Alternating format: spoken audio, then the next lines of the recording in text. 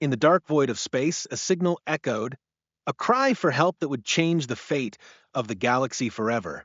Commander Sarah Chun, leading humanity's exploration into the unknown, never expected to find a broken child. But when the message led her to an alien empire's cruel secret, she uncovered a horrifying truth. Humanity's most innocent had become the subjects of nightmarish experiments.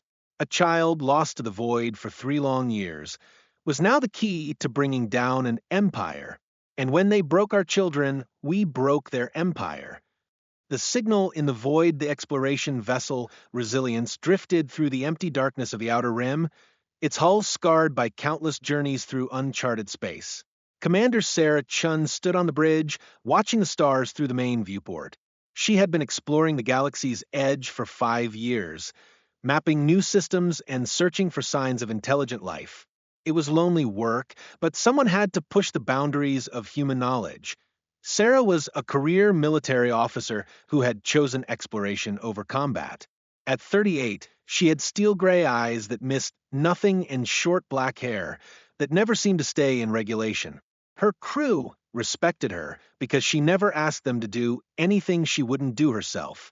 Today, like every day for the past 3 months, they were scanning empty space for anything interesting. Commander, we're picking up something unusual, called Lieutenant David Park from the communication station. He was young, maybe 25, with quick fingers and an even quicker mind. It's very faint, but it's definitely artificial. Sarah turned from the viewport. What kind of signal? It's strange. The computer says it contains human DNA markers, but that's impossible. There are no human colonies out here. Sarah felt her stomach tighten. Human DNA markers? Are you certain? Running it through the database now. Park's face went pale as he read the results. Commander, the signal is coming from Emma Rodriguez, age 8.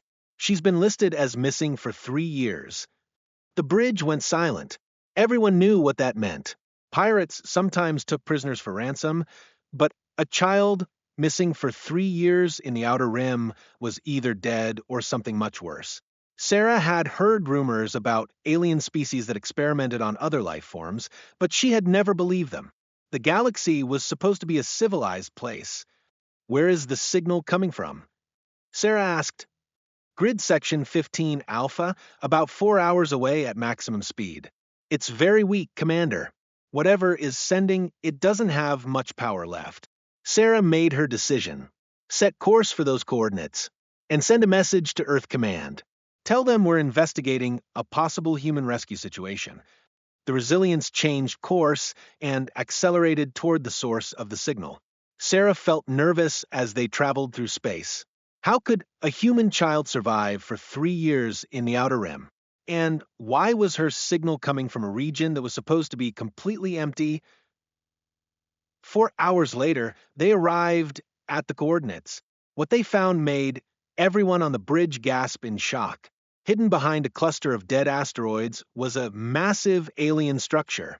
It was clearly artificial, built from materials that gleamed like dark metal. The station was enormous, easily the size of a small city. My God, whispered Dr. Rachel Kim, the ship's medical officer. Look at the size of that thing. Sarah studied the structure on the main screen. She had never seen anything like it. The design was completely alien, with flowing curves and spires that seemed to grow from the main body like organic structures. But there was something menacing about it, something that made her skin crawl. Any defensive systems? She asked. Lieutenant Commander James Wright, her weapons officer, checked his instruments. The station has energy shields and what looks like automated defense platforms, but they don't seem to be active. We're probably too small to register on their sensors. Sarah made a decision that would change everything. James, take a team and get closer to that station. Use the stealth shuttle. We need to know what's happening in there. Wright nodded and gathered his team. An hour later, they were floating in space near the alien station. The structure was even more impressive up close. It was covered in strange symbols that seemed to shift and change when you looked at them directly. Commander, we're inside. Wright reported through the radio. This place is huge. It looks like some kind of research facility. Any sign of the signal source? Sarah asked. Following it now. It's coming from the lower levels. Wright and his team moved through the station's corridors. The place was clean and sterile, like a hospital, but there was something wrong about it. The walls pulsed with a faint bioluminescent glow, and strange machines hummed in the darkness. Commander, I'm seeing holding areas down here, Wright reported. And Sarah, you need to hear this. He activated his suit's recording system. Through the radio, Sarah and the bridge crew heard something that made their blood run cold. It was the sound of a child crying, but not just any child. It was the broken, hopeless crying of someone who had given up all hope. Please make it stop, a young voice said. I just want to go home. I want my mommy. Sarah gripped the arms of her command chair. James, get to that child now. Wright and his team moved faster through the corridors. They followed the sound until they reached a heavily reinforced door. Through a small window, they could see inside. What they saw made Wright sick to his stomach that a young girl, small and thin, was strapped to a table.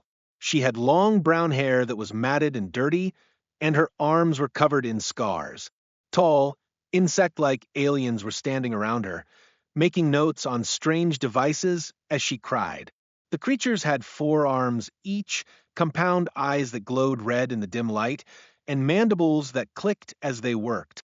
Dear God, Wright whispered, Commander, they're experimenting on her. They're torturing a child. Sarah felt rage building inside her like a volcano. Who is she? Can you identify her? Wright used his scanner to get the girl's bio readings. According to our database, her name is Emma Rodriguez. She's been missing for 3 years. Her parents were killed in a transport accident near the Centauri system. 3 years. Sarah's mind reeled. These aliens had been torturing this child for 3 years. On the bridge, Dr. Kim was already preparing medical equipment. Commander, if that child has been held for 3 years, she's going to need immediate medical attention. Sarah nodded grimly. James, get that girl out of there. Use whatever force necessary. Wright and his team moved into action. They placed explosive charges on the door and prepared to breach the room. The aliens inside had no idea what was coming. When the door exploded inward, Wright's team rushed inside with weapons drawn. The insect-like aliens scattered, their mandibles clicking in alarm. But Wright was faster.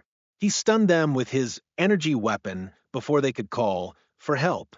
The creatures collapsed to the floor, their compound eyes going dark. It's okay, Wright said gently to the frightened girl. We're humans. We're here to help you. Emma Rodriguez looked up at him with eyes that had seen too much pain. She was so thin that her ribs showed through her hospital gown. Her face was pale and gaunt, aged beyond her years by suffering. Are you real? She whispered. They make me see things sometimes, things that aren't there. We're real, Wright promised. We're taking you home. As his team freed Emma from the restraints, Wright noticed something else in the room. Computer terminals were displaying information about humans. Medical data, psychological profiles, and what looked like military intelligence. There were files on hundreds of humans, including children. Commander, he said into his radio, this isn't just about one child. They've been studying us, all of us. There are files on humans from across the galaxy. Sarah felt cold fear in her chest. Get out of there now. Bring the girl and any data you can carry. But as Wright's team prepared to leave, alarms began blaring throughout the station. They had been discovered. Red lights flashed in the corridors, and the sound of running feet echoed through the halls. Commander, we've got company, Wright reported. Multiple hostiles moving toward our position. Sarah made another decision that would start an interstellar war. All hands, battle stations. We're going to fight. The Resilience powered up its weapons and targeted the alien station's defensive systems. Sarah watched the tactical display as her ship's missiles struck the station's shields. Explosions lit up the asteroid field, and the massive structure shuddered under the attack. Wright's team fought their way through the station corridors, carrying Emma between them. The girl was barely conscious, her body weakened by years of torture. Behind them, More aliens were coming, armed with energy weapons and moving with deadly purpose. "There!" shouted Sergeant Maria Santos, pointing down a corridor. "The docking bay is that way." They ran toward their shuttle, but more aliens appeared. A firefight broke out in the narrow hallway. Energy beams flashed back and forth, scorching the walls and filling the air with smoke. "Emma, stay with me," Wright said to the girl. "We're almost out of here." Emma looked up at him with eyes that had lost their childhood innocence. "Are there others like me? Other children?" Wright felt his heart break. "We're going to find them. All of them." The rescue team reached their shuttle and quickly loaded inside. Wright laid Emma on a medical stretcher while Santos piloted the ship away from the station. Behind them, alien fighters were launching from hidden bays in the station's hull. "Commander, we're coming home hot," Santos reported. "Multiple enemy fighters in pursuit." Sarah was ready. "All weapons fire at will. Cover that shuttle." The Resilience opened fire on the pursuing aliens. The human ship was smaller than the station, but it was built for war. The alien fighters were fast but fragile. They fell one by one to the superior human firepower. Once the shuttle was safely aboard, Sarah ordered an immediate jump to hyperspace. They needed to get away from the station and get medical help for Emma. But as they prepared to leave, Sarah made a promise that would echo across the galaxy. "This is just the beginning," she said to her crew. "We're going to find every human they've taken, and we're going to make them pay for what they've done." In the medical bay, Dr. Kim was working frantically to save Emma's life. The girl's body showed signs of systematic torture, malnutrition, and psychological trauma. But there was something else in her eyes, something that made Kim's heart race with hope. Despite everything she had endured, Emma Rodriguez had not given up. She had survived 3 years of hell, and she was still fighting. She was still human. "Doctor," Emma whispered as Kim worked on her injuries, "there are others, lots of others, different places, different worlds. You have to save them." Kim nodded, tears streaming down her face. "We will. I promise you, we will." As the Resilience raced through hyperspace toward Earth, carrying the most important intelligence in human history, Sarah knew everything had changed. The galaxy was not the peaceful place they had thought it was. There were monsters hiding in the dark, torturing human children for their twisted experiments, but they had made one terrible mistake. They had underestimated what humans would do to protect their young. Now, they were going to learn that there was no fury like that of humanity defending its children. The war was about to begin. Humanity's fury unleashed. The emergency session of Earth's United Defense Council had been called within hours of the Resilience docking at Luna Station. Admiral Marcus Torres stood before the holographic displays showing Emma Rodriguez's medical scans, her testimony, and the horrifying data recovered from the Kytherian research station. The room was filled with Earth's top military leaders, scientists, and politicians, all struggling to process what they were seeing. Admiral Torres was a veteran of the Martian colonial wars, a man who had seen combat across the solar system. At 55, his gray beard and weathered face told the story of a lifetime spent protecting humanity. But nothing had prepared him for this. The evidence was overwhelming and sickening. The Kytherian Empire had been systematically kidnapping human children for 15 years, using them as test subjects in experiments designed to find weaknesses in human biology. "How many?" asked President Elena Vasquez, her voice barely above a whisper to Doctor. Rachel Kim, who had flown directly from Luna Station, consulted her tablet. "Based on Emma's testimony and the data we recovered, we estimate at least 300 humans are being held across 47 different star systems. Most of them are children taken when they were between the ages of 5 and 12. The room erupted in angry voices. General Patricia Hayes slammed her fist on the table. 300 children. How did we not know about this? Commander Sarah Chun, still in her uniform from the rescue mission, stepped forward. The Kytherians are careful. They target isolated colonies, transport ships traveling through remote systems, and families living on the frontier. They make it look like accidents or pirate attacks. Admiral Torres studied the star charts showing Kytherian territory. The insect-like aliens controlled over 200 star systems, with a military force that far outnumbered humanity's small space fleet. On paper, it should have been an impossible fight. But Torres had learned something important during his years of service. Numbers didn't always win wars. Sometimes, determination and righteous anger were more powerful than any weapon. What do we know about their military capabilities? He asked. Intelligence Director Colonel David Park, Lieutenant Park's father, activated another hologram. The Kytherian Empire has approximately 8,000 warships of various classes. Their technology is more advanced than ours in most areas. They have superior shields, faster engines, and energy weapons that outrange our missiles. But Commander Chin interrupted. They have one critical weakness. They've grown soft from centuries of peace. Their military is designed for intimidation and policing, not actual warfare. During our escape, their fighters couldn't adapt to our tactics. Torres nodded slowly. What about their ground forces? Primarily robotic drones controlled by Kytherian commanders.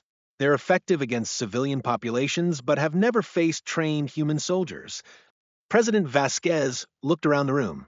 Are we seriously considering going to war with an empire that controls 200 star systems? Torres met her gaze steadily. Madam President, they have our children. They've been torturing our children for 15 years. There is no negotiation possible here. Emma Rodriguez sat in the medical bay of Luna Station, her small hands wrapped around a cup of hot chocolate. She was still very thin and pale, but Dr. Kim's treatment had helped her regain some strength. Her brown eyes, once filled with hopeless despair, now burned with a quiet determination that reminded everyone why humans were considered dangerous by other species. Commander Chun sat beside her bed, listening as Emma described her 3 years in Kytherian captivity. The girl's memory was remarkably clear, a testament to human resilience and adaptability. They called us specimens, Emma said quietly, never by our names. I was specimen 247.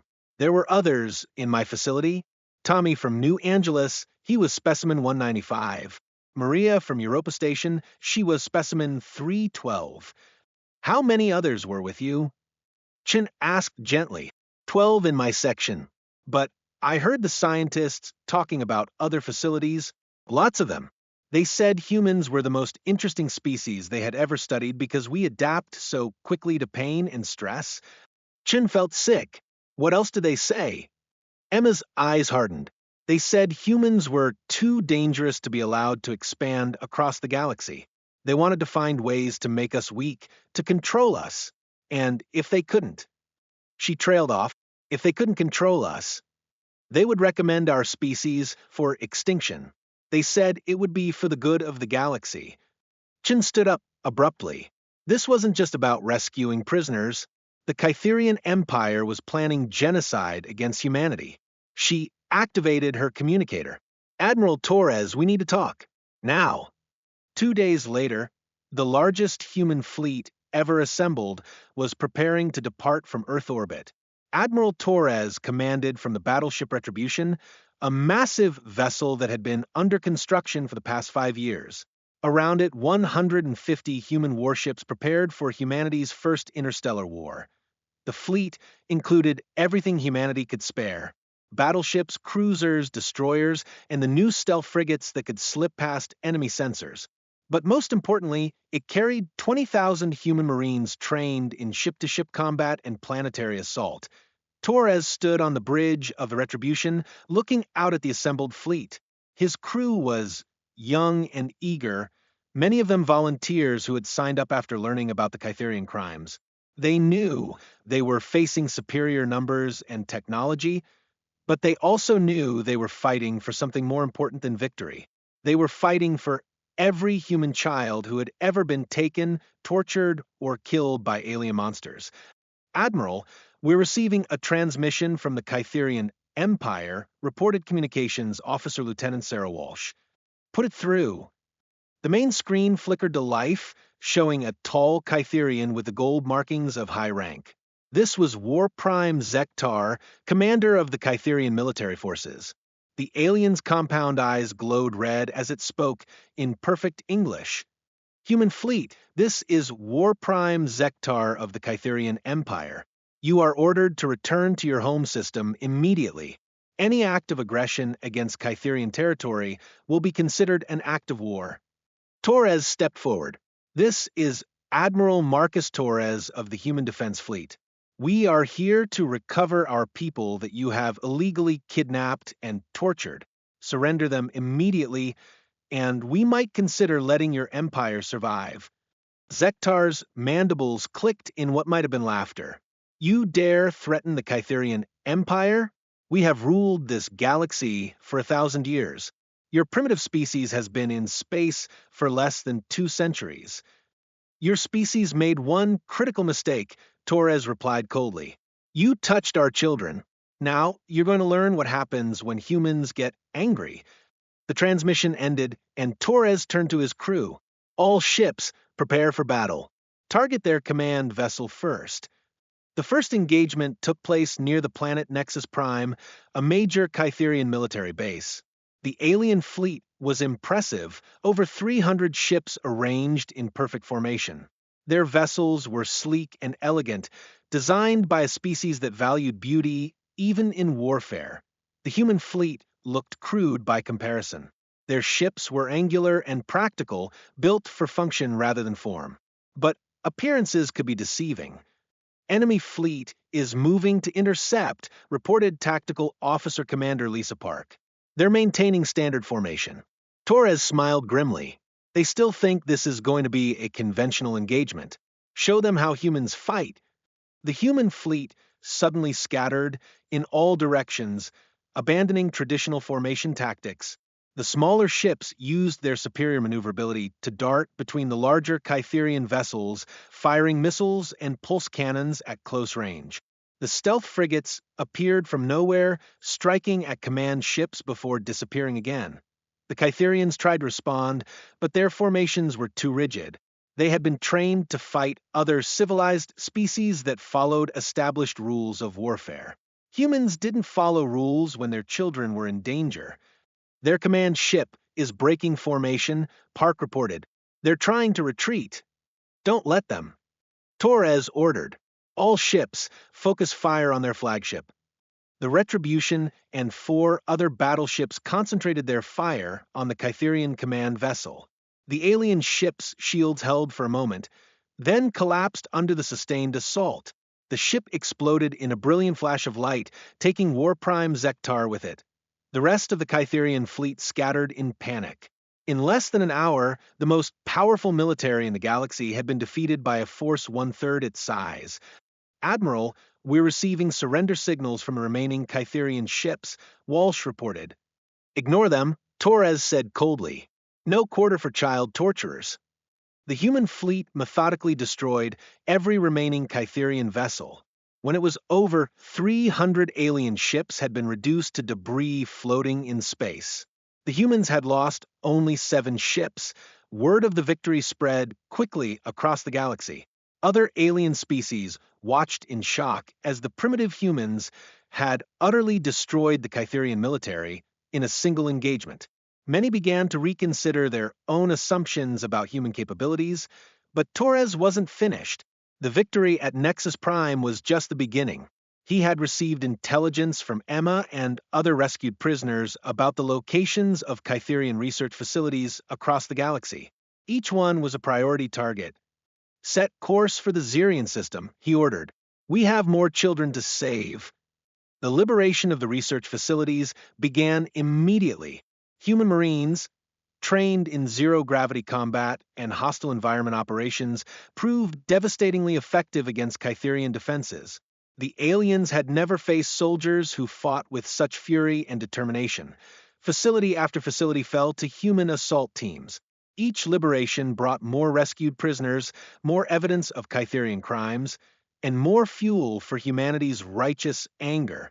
The rescued humans told stories that made even hardened Marines weep with rage to 10-year-old Marcus Chun had been subjected to pain tolerance experiments for 2 years. 12-year-old Sophie Williams had been used to test biological weapons. 8-year-old Carlos Martinez had been psychologically tortured to study human breaking points, but they had all survived. They had all remained human despite everything the Kytherians had done to them. And now they were free. AS news of the liberations reached Earth. Something unprecedented happened. Humans across the galaxy began volunteering for military service.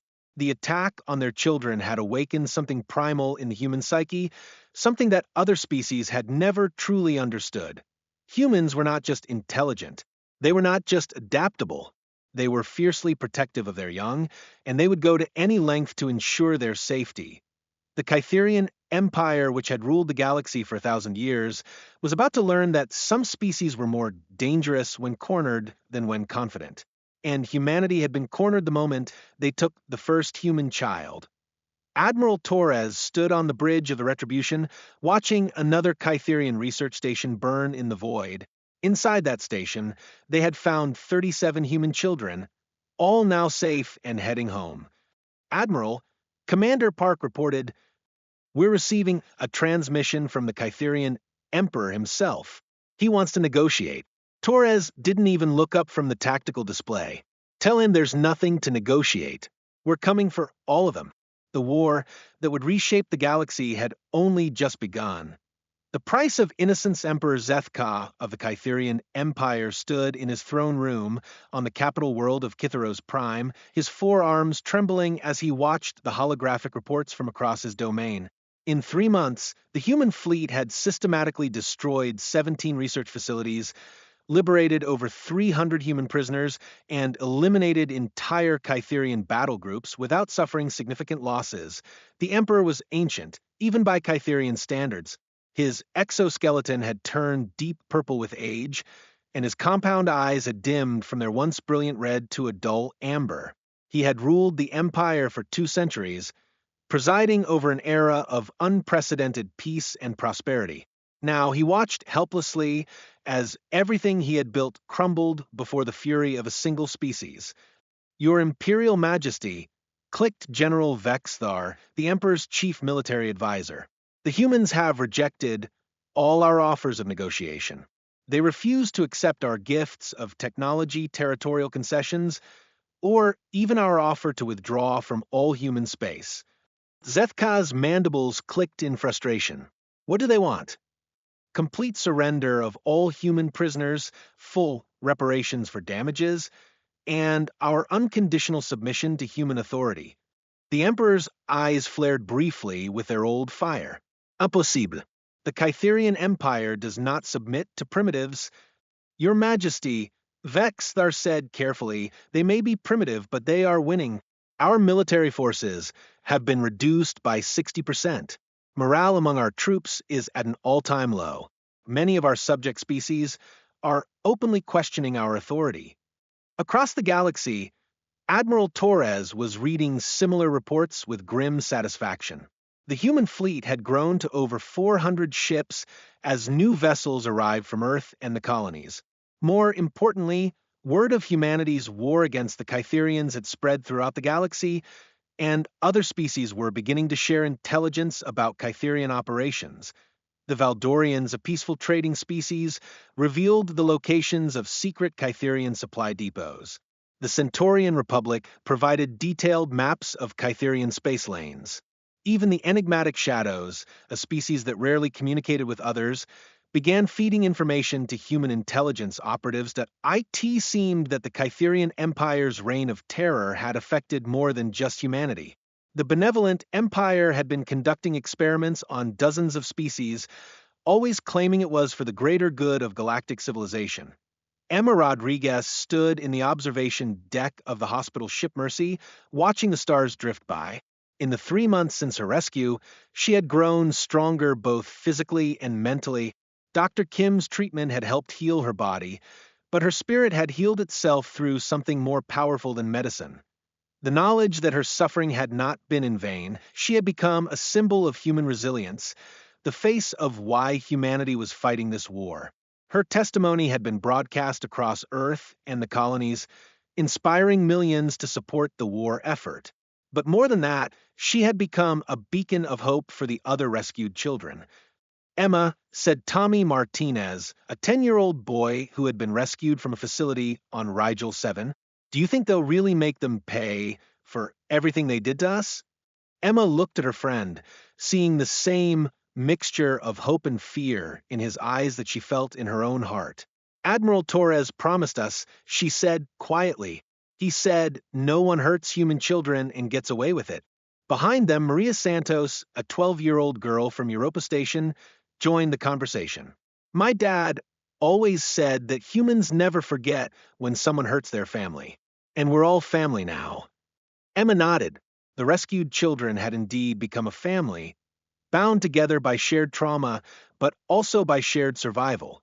They had endured the worst that the galaxy could throw at them, and they had remained human. Now, they were watching their species fight back with a ferocity that surprised even themselves. The final assault on Kitharos Prime began at dawn, local time. The human fleet had grown to over 600 ships, including massive siege vessels that had been constructed specifically for this battle.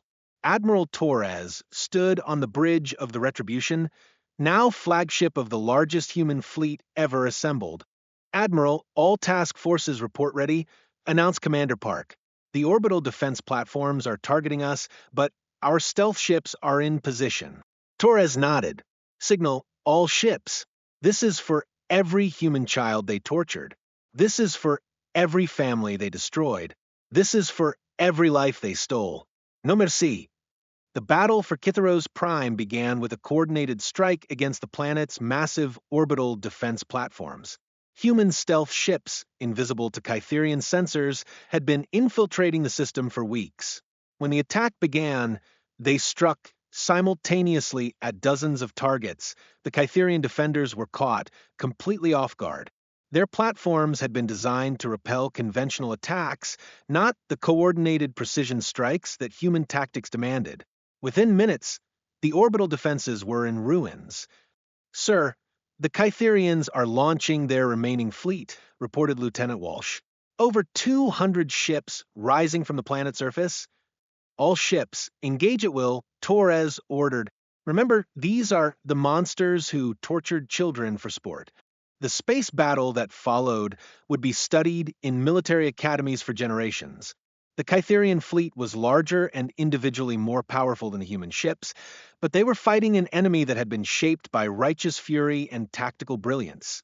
Human ships moved in coordinated wolf packs, striking fast and hard before disappearing into the sensor shadows of destroyed vessels. The new human fighters, piloted by volunteers who had lost family to Kytherian raiders, flew with a skill and determination that bordered on supernatural. Captain Lisa Chun, Sarah's younger sister, led a squadron of fighters through the Kytherian formation. Her ship had been decorated with the names of rescued children, including Emma Rodriguez. This is for Emma, she whispered as she fired her missiles into a Kytherian cruiser. The Kytherian fleet tried to maintain formation, but human tactics made their traditional strategies useless. Ship after ship fell to coordinated human attacks. The space around Kitharos Prime became filled with debris from destroyed alien vessels. Emperor Zethka watched the battle from his palace, his ancient body shaking with rage and fear. How are they doing this? He demanded. Our ships are superior. Our weapons are more advanced. General Vexthar looked at the tactical displays with resignation. Your Majesty, their ships are inferior, but their tactics are beyond anything we've ever encountered. They fight like creatures possessed. They are possessed, Zethka realized, possessed by fury over their children. The orbital battle ended with the complete destruction of the Kytherian fleet. Not a single human ship had been lost, though many bore the scars of battle. Now came the final phase, the planetary assault. Admiral Torres spoke to his fleet over the communication system. Today, we finish what they started when they took their first human child. Today, we show the galaxy what happens when humanity decides that enough is enough. The planetary bombardment was surgical and precise. Human forces targeted military installations, government buildings, and communication centers while carefully avoiding civilian areas. This was not about genocide. This was about justice. Marine Colonel Sarah Chun, recently promoted after her heroic rescue of Emma Rodriguez, led the assault on the Imperial Palace. Her troops were volunteers, many of them parents and siblings of rescued children. They fought with a precision and ferocity that overwhelmed the Kytherian defenders. The palace guards, despite their superior technology, had never faced human soldiers motivated by righteous anger. The humans moved through the palace like an unstoppable force, their advanced armor and weapons cutting through Kytherian defenses like a hot knife through ice. Emperor Zethka made his last stand in the throne room, surrounded by his elite guard. When Colonel Chun and her marines breached the final door, they found the ancient ruler sitting on his crystalline throne, his compound eyes dim with defeat. Human, Zethka said, his voice translator giving his words a mechanical quality. You have destroyed an empire that brought peace to the galaxy for 1,000 years. Chin stepped forward, her weapon trained on the Emperor. You brought peace through terror and experimentation on innocent children. Your peace was built on the suffering of others.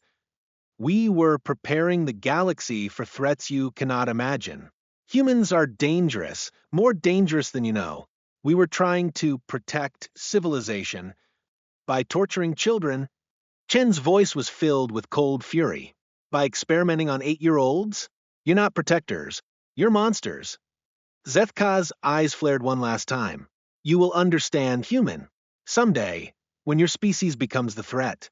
We feared you will understand what we were trying to prevent. Maybe, Chin said, but we'll never become monsters like you. The Emperor died with dignity, but without redemption. His empire died with him. In the months that followed, the human fleet systematically dismantled the remaining Kytherian infrastructure.